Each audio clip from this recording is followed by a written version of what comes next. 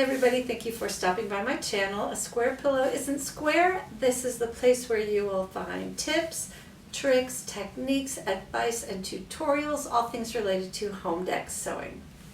One of my subscribers asked me if I would do some videos on bolsters and round pillows. So I'm going to start out with a simple but beautiful tutorial on how to make a bolster pillow. The first thing that I want to talk about when you get a pillow is never go by the dimensions that are on the tag, and don't cut your fabric based on those dimensions. Here's an example of a bolster I picked up at my local store.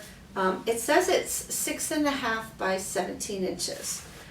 But this bolster is close to 8 inches tall, and it's measuring 19 inches end to end. So right off the bat, it is, usually they're smaller than they say, but this one's actually bigger than they say. So the first thing I want to talk about is how to measure for a bolster. So the first thing you have to do is get your overall dimensions. So I always use a soft tape measure, and I will wrap it around the entire length of the pillow. If I just wrap this around loosely, it measures about 52.5 inches. But the correct way to fit this cover is to just not pull it too tight and not leave it loosely around there. Just snug it up so you get a little bit of nice resistance there. And this pillow is measuring 50 inches. And we'll do the same thing with the width of the pillow. We're going to find the circumference of this pillow. And I'm going to measure the same way. As you can see, if I just go loosely around, this is measuring about 27 inches. I'm going to give it a little tug, nice and snug. And actually, I think 26 inches is going to be the correct finished width of this bolster. All right, super easy to get our finished cover size. Take the entire measurement around the long end of the pillow and divide that by 2. Our measurement was 50 inches all the way around, so I will divide that by 2. My finished cover has to be 25 inches end to end. And then when you measure around the circumference, we got 26 inches to go all the way around our pillow. So that's going to be our finished size that we need to wrap around the thickness of it. Okay, now that we know our overall dimensions, we're going to figure out how big each of our pieces need to be. One of the most common things that I see people do wrong is they will actually measure from seam to seam, and this one is 19 inches. They'll add a 1/2 inch seam allowance on each side and cut this main body to 20 inches. This doesn't work for a couple of reasons. One is that, if you remember, we snugged up our tape measure. So right off the bat, that's going to make it a little bit too big. The other reason it doesn't work really well is that, although it seemed logical that this seam on the bolster is the place that you'd want your fabric to be seamed and put your welt, if you'll notice, very often this seam area, the pillow starts to get smaller. In this case, it's very noticeable. You can even see the gathers where the end that they've put on is, actually this circle isn't really quite a big enough diameter, and so this is gathering up and it's kind of curving downward. And basically what that will mean is that the edge of this pillow isn't going to fill out in the cover very well. And so by the time you make your cover, it's just going to look a little bit hollow and baggy, and the end of the pillow isn't going to hold its shape really well. What I've found is that it's best to make the center section shorter than what you might think it would be. So for instance, this is measuring 19 inches. I usually go on at least 1 inch on each end. I'll go in. So I don't know if you can see the tape here, but 17 inches is going to give me a really nice place to put my welt. It's before this pillow starts curving in. And also keep in mind, we're snugging it up a little bit. So that allows for my edge to be nice and full after my cover's made. So the first thing I'm going to do is determine how big I want this piece. In my case, as I said, I'm going to come in a little bit from that edge, and I'm going to make a finished body of the pillow 17 inches. So I'm going to write that down. The rest of it is math. So if you remember, we decided that we needed 25 inches end to end. If you take off 17 inches, that leaves you with 8 inches. Now we're going to divide that 8 inches in half. So we'll have 17 inches here. And I know we need a total of 8 inches more, but we need it on each end. So we're going to divide that in half. And so I need 4 inches on this end and 4 more inches on this end. And that's actually going to look about right.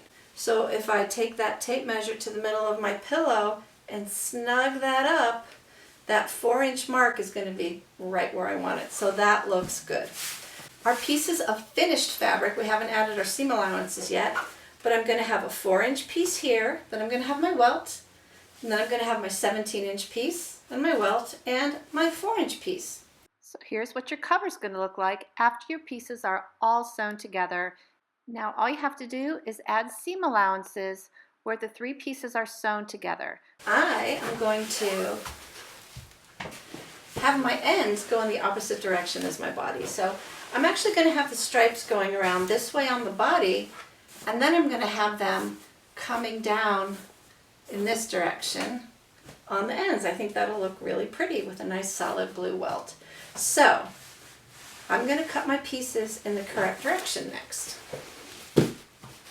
So I know it needs to be 27 inches this way, and remember we determined the width of my centerpiece was 17 inches, so I'm just going to add an inch for seam allowances. So I'm going to cut this piece 27 by 18. So I think this blue stripe, this dark blue stripe, is kind of dominant, so I'm going to make sure that this goes right in the middle of my pillow. So now we have what's going to be the body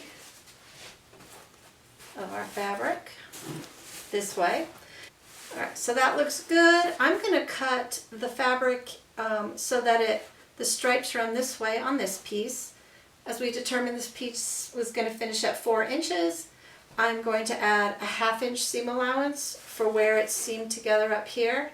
And in this case you don't have to add a seam allowance in the middle because this is going to be covered by the button and it's not being sewn to anything. So I'm just going to make these pieces 4.5 inches by 27.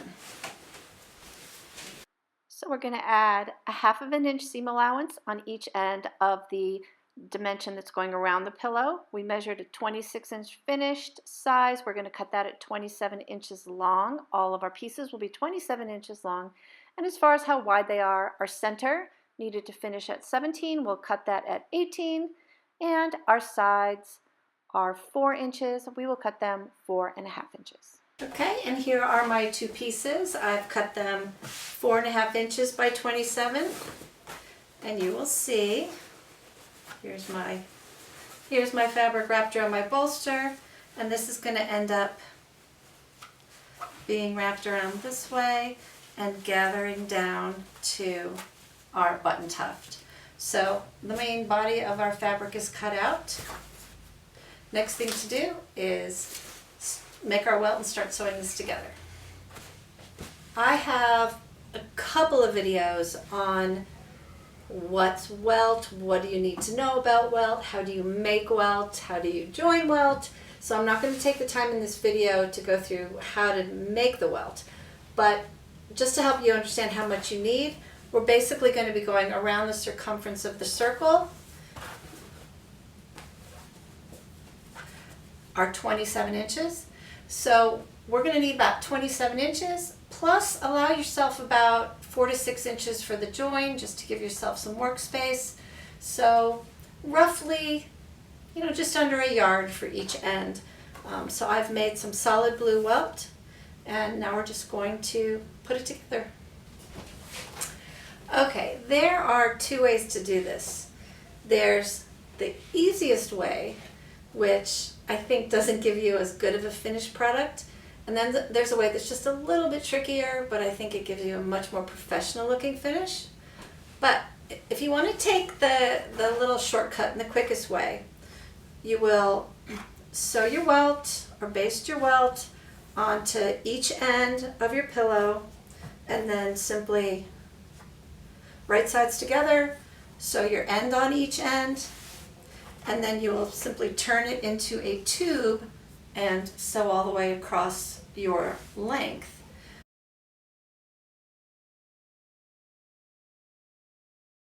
But then you have a really unattractive join where the welt meets, and I just don't like how it looks. So what I do is I actually make my cylinder first. So I'm going to put this right sides together, and I'm going to sew along each end of my pieces to create my cylinder. And once the circle is complete, I'm going to put my welt on with a nice join, and then I'm going to attach my end. So we're going to go to the machine and do it that way.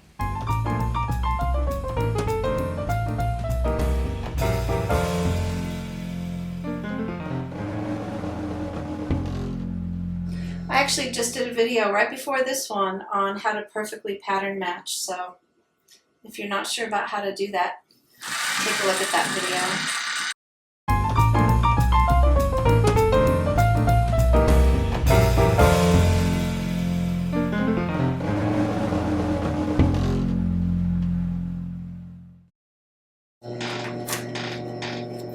And you can finger press or press with an iron, but I found that if you press your seam allowances open, it makes a better looking finish. We're going to put on our welt, and I like to stop and start near the seam because that's going to end up being the bottom of the pillow. Now you can put this on with your welt foot or your zipper foot. I often just baste it on with my regular foot, and then when I put the other piece of fabric over the top, I will use a zipper foot, but leave myself a good 2-3 inches, and I'm just going to baste this on.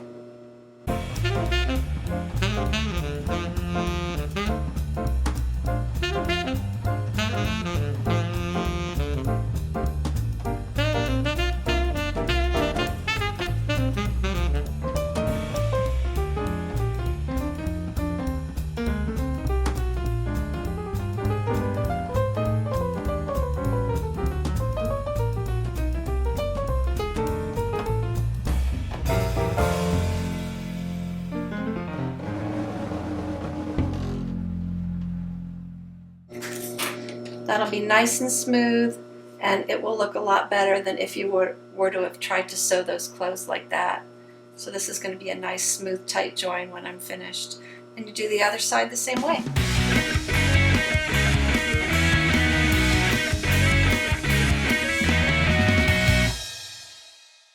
Alright, now that I've got my cylinder sewn and I've got welt on both of my ends, turn it right side out like this, and I'm going to pin it on there, and I'm going to sew it with the welt side on the top. So I'm going to pin this together, and I'm going to switch to my welt foot, sew this on.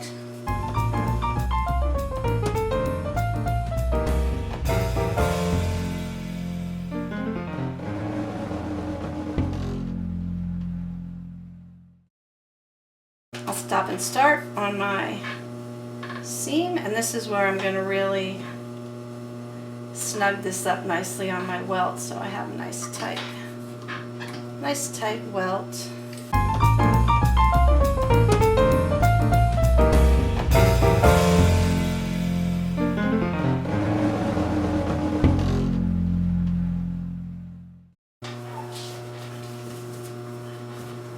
Beautiful.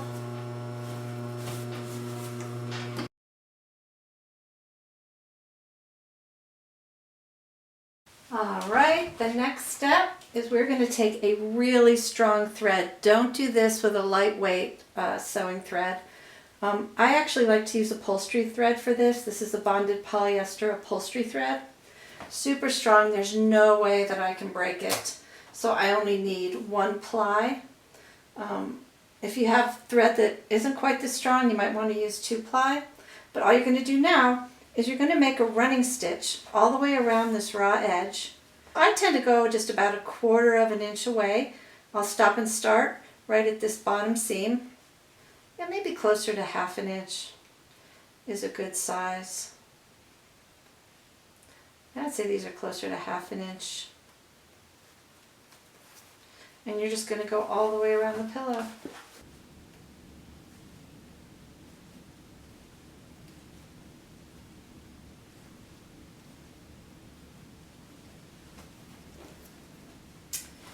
Okay, when you get to the end,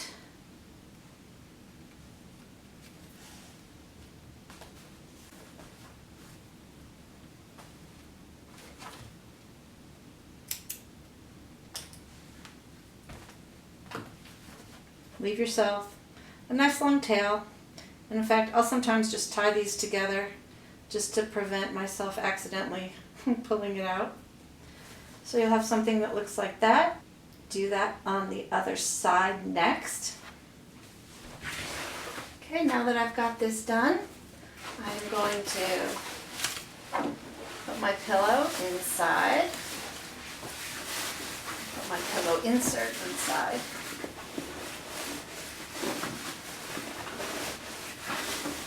And it should be a pretty snug fit, which is what we had intended.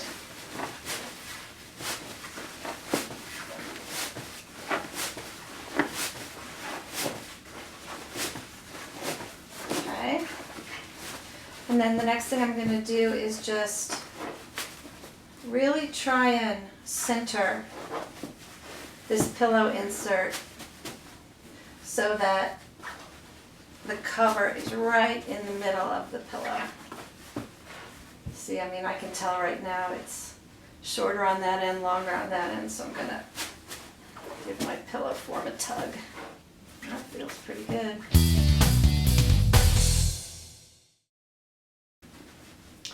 The other thing that makes a better finish is the seam allowance. As you can see right now, the seam allowance is facing out, and you may notice some little puckers here. If you simply turn the seam allowance into the pillow, look how clean that edge is now. Little tips and tricks from decades of experience. So I'm going to make sure my seam allowances are tucked in. Oh yeah, we're almost there on both ends.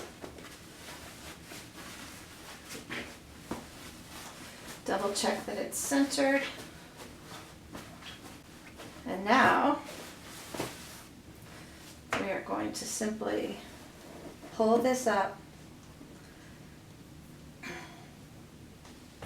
All right, now that I'm in there, I'm going to cut this. I'm going to go 1, 2, 3 times around.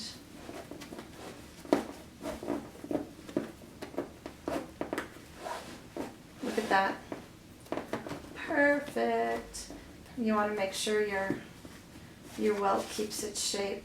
And it's also got to be small enough, obviously, that your button will cover that. So I'm just going to pull that up, get it pulled to the right dimension, distribute my fullness, and tie it off. Okay, as you can see, I have this nicely gathered, and I have a beautiful, nice, round, continuous welt on the ends.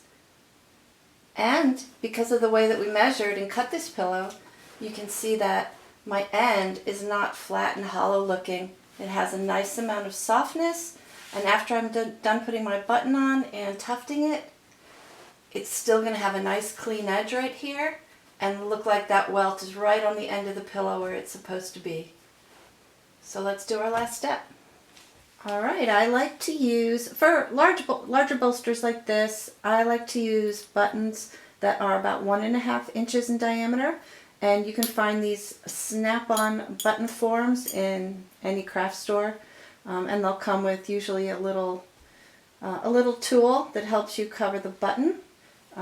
And the reason I like this size is because not only do I think it makes a nice finished end for the bolster, but it also makes it really easy to cover your raw edges and your stitching. If you prefer a smaller button, let's say, I have one made here for another project. let's say a button that's smaller like this, that's fine too. Just make sure that when you do your running stitch around the edge that you get a little bit closer to your cut edge so that you're going to make sure that you cover all the raw edges and the stitching with the smaller button. But I'm going to go with a little bit bigger button on this bolster. And the other thing to think about when you make your covered button, what color, what accent you'd like your button to be. In my case, I think I'm just going to go ahead and use the dark blue color as the fabric I'm going to cut to cover my button. So I'm going to go ahead and do that next. Alright, I've cut out 2 pieces of fabric that are big enough to go around the button, big enough to wrap around my ends and be caught in these teeth. But I don't like a lot of extra because it's just that much more that I have to ease in there. So I've cut it that big, and now you push it down into your button form like that. And in fact, I'm even going to trim off some of this excess. And you just work it down nice and evenly. And then I go back in from this end and make sure that it's kind of getting caught on the points of those teeth. That'll, by really working it in, you might see the reflection. Some of those teeth are poking through. By really tucking it in nice and tightly like this, it makes it easier to snap the back on. And now you just take your back, and there's an edge that has a big lip like this, and that's going to snap on. So just work it around. Actually, for me, it's easier to now kind of hold it tight, pop it out of the button form. Oh, you heard it, snapped on. So now I have one button. I'm going to make the other one. I'll show you how to put it on, and our bolster is going to be finished. The things that you'll need to tuft the pillow are a type of really, really strong cord or thread. You can use a strong waxed tufting thread or waxed thread like this.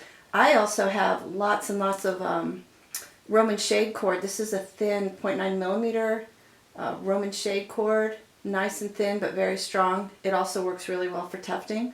The nice thing about waxed thread is the wax on it makes it sort of anti-slip, so that makes it easier to work with. And you can just sew or hot glue your button on like this.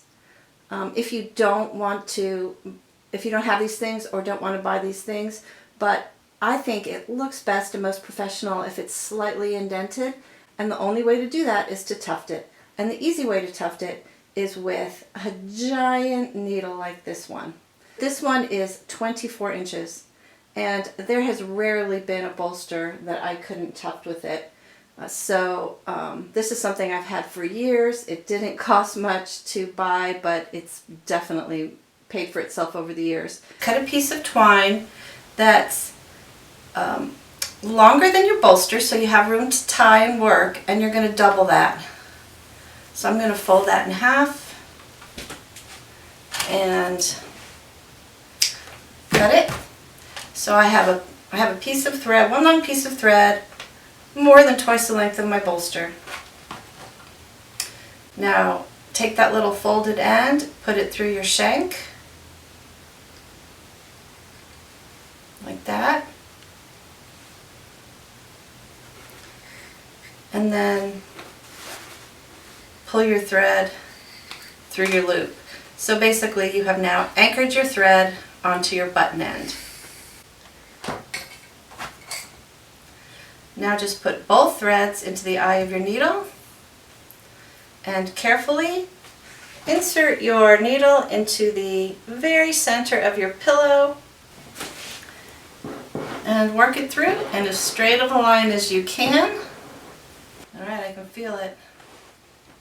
You want it to come out as close, I'm going to alter it, you want it to come out as close to the middle of your pillow on the other end as you can. And Sometimes it's a little bit of a battle, but twist. There we go. Now you'll see on this end, it's starting to pull that in.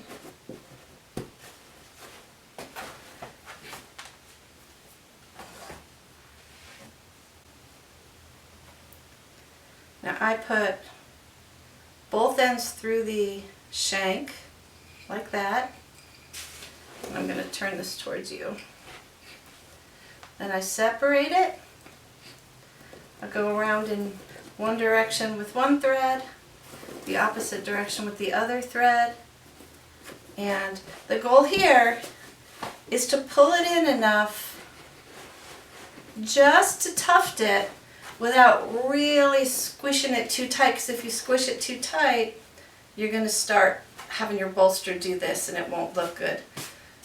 So the point is just to get a little bit of indentation like that on both ends. Kind of get it where you like it. I think that's about as tight as I want to go. And then I just tie it off. Double overhand knot in one direction and in the other direction, and then cut your ends. There you go. Beautiful, professional looking bolster. Look how that welt ended up being right on the end like we wanted it, but our ends don't look hollow and empty. They look nice and full. Beautiful button tuft. If you feel like, this fabric is actually a little slippery, if you feel like your button moves around at all, once it's in place, you can actually put a little hot glue behind it just to help secure it from slipping around or moving. But otherwise you're done. I hope you liked this video.